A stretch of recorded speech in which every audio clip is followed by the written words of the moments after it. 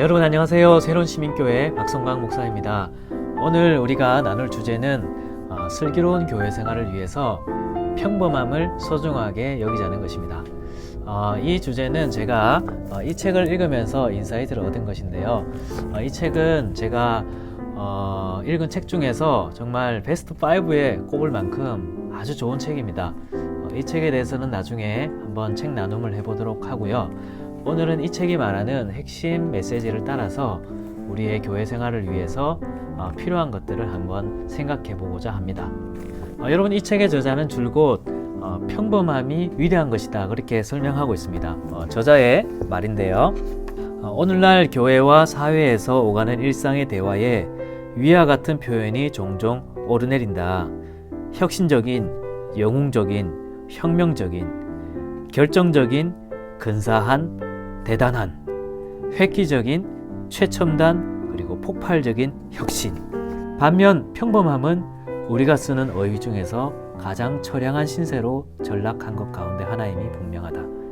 대체 누가 평범한 마을에서 평범한 교회에 다니면서 평범한 친구들과 어울리고 평범한 직장을 다니는 평범한 사람이 되고 싶어 하겠는가? 우리는 모두 특별한 인생을 원한다. 우리는 관리와 평가와 유지가 가능한 페이스북 프로필에 걸맞는 삶을 원한다. 이렇게 말합니다. 여러분 어떻게 생각하시나요?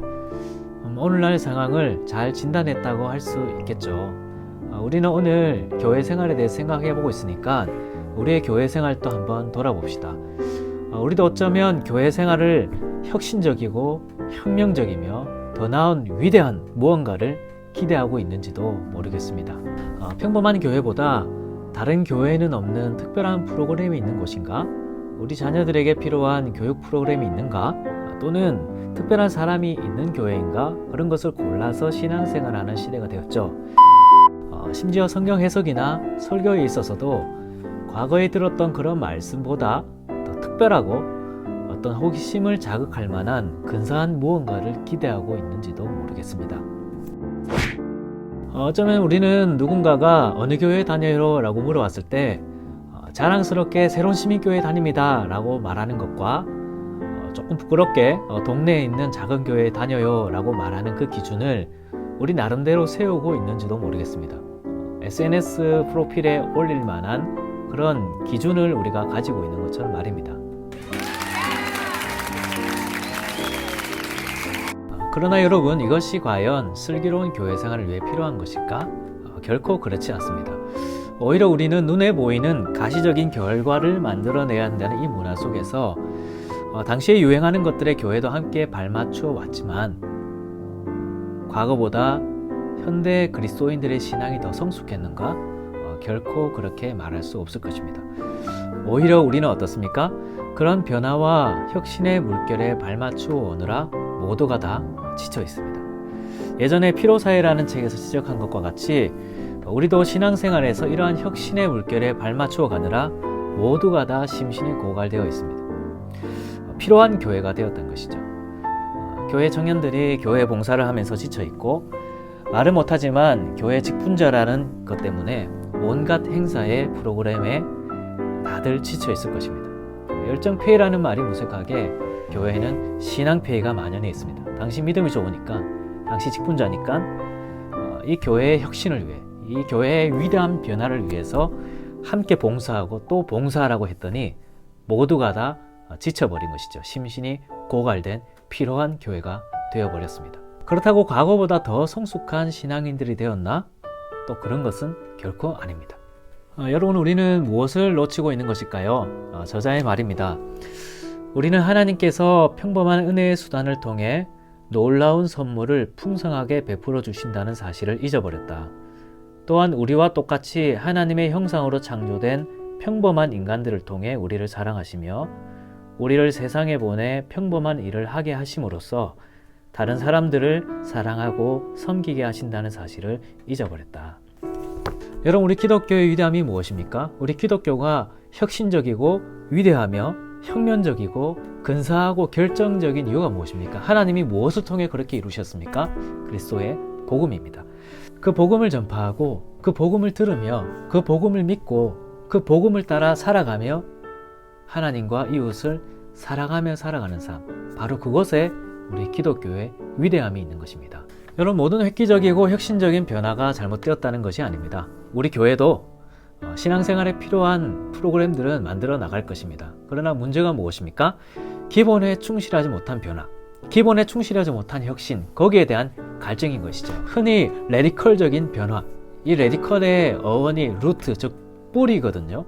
뿌리를 외면하고 뿌리를 중요하게 생각하지 않고 뿌리가 최우선에서 밀려나고, 그래서 뿌리를 흔들어 버리는 변화, 혁신, 그것이 정말 문제인 것이죠. 목사님들이 설교 준비는 뒷전에 밀려나고 이러한 일들에 매여 있는 것, 성도님들이 예배를 온전히 드리고 예배를 소중하게 여기고 또 일상에서 말씀을 읽고 묵상하며 성도들을 사랑하며 섬기는 일보다 이런 일들을 더 교회에서 중요하게 생각하고 있는 것, 이것이 뿌리를 흔드는 변화입니다. 여러분, 우리에게 슬기로운 교회 생활을 위해서 필요한 것이 무엇일까요? 다시 기본에 충실하는 것입니다. 우리 성도님들은 교회 예배 생활을 정말 소중하게 여기는 것입니다. 이 다음 영상은 예배에 관한 것인데요. 예배 순서 모두가 복음을 듣는 귀한 시간입니다. 우리는 이 예배라는 아주 평범한 사건을 정말 소중하게 여기는 신앙생활을 해야 합니다.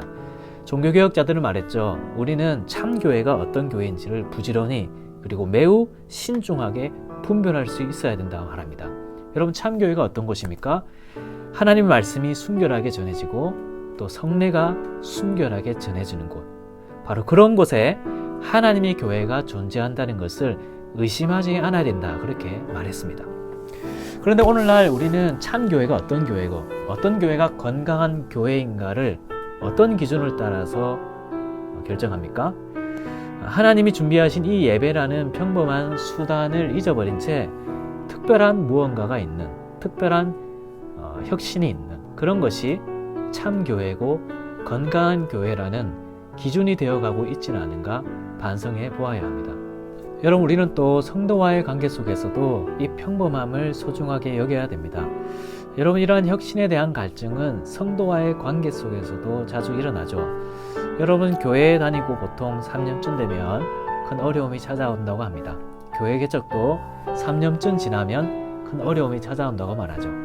담임 목사님들도 어떤 교회에 부임한 지 3년째 되면 어려움이 찾아온다고 합니다. 왜 그럴까요? 익숙해져서 그런 겁니다. 평범해져서 그런 거예요. 처음에는 새로움이 모든 것을 덮어주고 또 새로움이 신선하고 또 새로움이 모든 것을 다 좋게 보이게 하였는데 그 새로움을 매주 보니까 이제는 평범해진 것입니다. 여러분, 우리는 이 평범함을 견딜 용기가 필요합니다.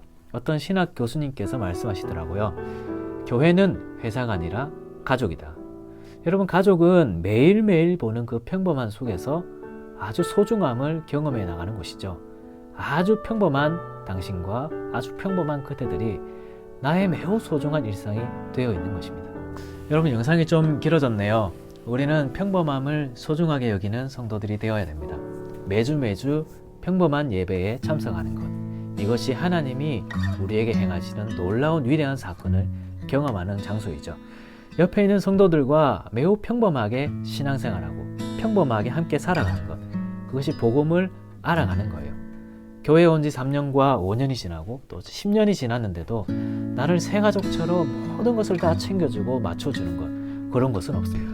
오히려 싸우기도 하고 다투기도 하고 오해하기도 하는 그것이 평범한 교회 생활이죠. 그러나 그러한 평범한 속에서 비로소 우리가 그리스도의 십자가의 은혜 때문에, 그 사랑 때문에 우리가 다른 사람을 또한 용서하고 사랑하고 또다시 성도의 하나됨을 경험하는 그곳이 바로 기독교의 위대함, 복음의 위대함이 나타나는 참된 교회인 것입니다. 여러분, 이렇게 슬기롭게 교회 생활하는 우리 모두가 됩시다. 우리의 평범한 신앙생활을 아주 소중하게 여기고 하나님께서 이 평범하고 일상적인 수단을 통해서 우리의 구원의 역사를, 위대한 역사를 이루어 나가시는 것을 기대하는 그런 우리 모든 성도들이 되었으면 좋겠습니다.